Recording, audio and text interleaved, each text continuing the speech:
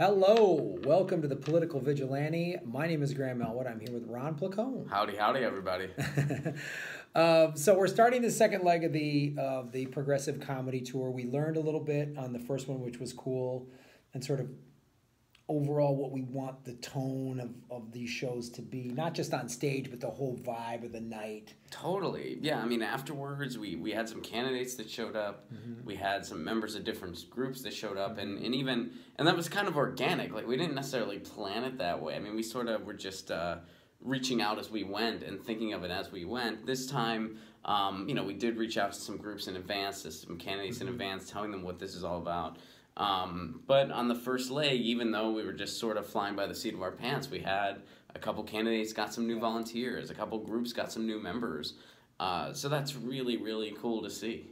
Yeah, that's the thing I really want to stress to people. Not only is it you and I each doing about 40, 45-minute sets and doing a lot of political stuff and just also other topics too, but the people always ask, like, how do I get involved? Well, these progressive candidates, these progressive organizations, they need volunteers. And you might be like, I don't have a lot of money. Hey, man, a couple hours a week phone banking for these organizations is a way for you to help out progressives and just do the right thing. Because it's, this candidate has no chance of winning. Yeah, but if they're the right candidate.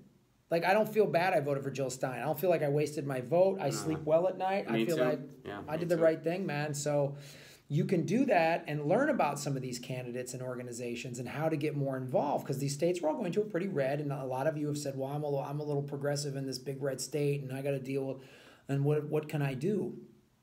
Get involved, and find the conservatives who voted for Trump as the lesser two evils. Bring them to the show. They might be open, because we go after both parties, man. So it's the kind of thing that we've seen from our tours and the shows we've done, and Jimmy Dore, and we were just on Tinfoil Hat with Sam Tripoli, about we have way more in common than the powers that be want us to think. Mm-hmm.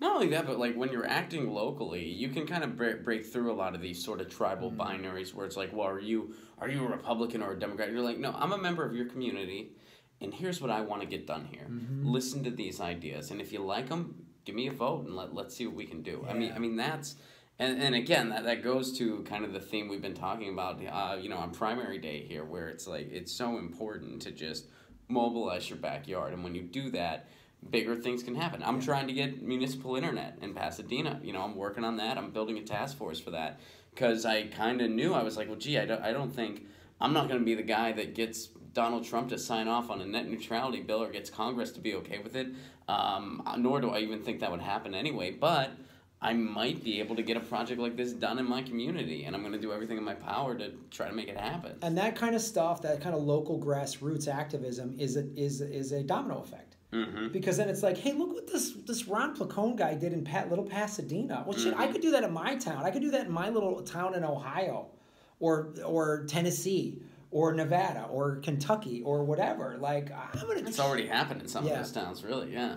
Which is great. So that's the thing of like, oh no, we didn't get Trump to overturn net neutrality or save it rather, but oh my God, now 70% of the municipalities in America have public Wi-Fi. Yeah, and that's the way you solve that fight forever, because you take the internet and put it in the hands it should have been in the first place, the public's. Yes. So I mean, that's what this is all about, and so yeah, and that's what happens when you act locally. Mm-hmm. So act locally, you guys. Come out June 20th through the 24th. And get involved. And you might think it's a small thing, but I'm fond of telling this. I read in a surf magazine like years ago, one of the 10 best ideas to help save the planet. They had some really amazing technological things, filter ocean water and all this stuff. But one of the ideas that struck me the most, you want to talk about acting locally. Like a 10, 12-year-old kid who's a surfer in the South Bay of Los Angeles came up with this idea of pick up 3. Every time he goes surfing to the beach, he picks up 3 pieces of trash. Nice. Because little pieces of plastic get in marine life, and they can't digest it, and then their stomach tells them they're full when they're not, and they starve to death. Mm-hmm. You cut open any fish or seagull or anything like that, their stomach is going to have undigested plastic in it. Mm-hmm. So he started pick up 3. And every time I go to the beach now, I'm a surfer. You can do this when you go to your park, when you go on a hike, when you go for a walk, you walk your dog, whatever. You pick up 3 pieces of trash. So now I don't feel like, oh, I can't clean the whole beach. I'm just one guy. If I pick up one, I got to pick up 1,000,000. So I'm not going to pick up any. I picked up 3. I did my part. I did my 3. And let's say I go to the beach 3 days a week. That's 9 pieces of trash. 40 weeks a year. That's what, 300 and...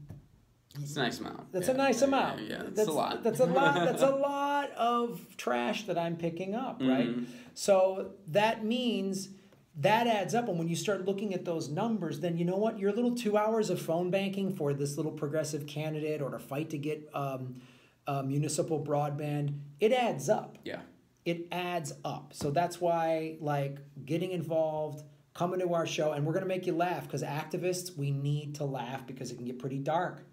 We don't get a lot of big wins. Well, and the thing is that we're still a pretty small group in so many ways. And we're kind of all, doing different things. We don't have like a total alignment quite yet, and that's okay.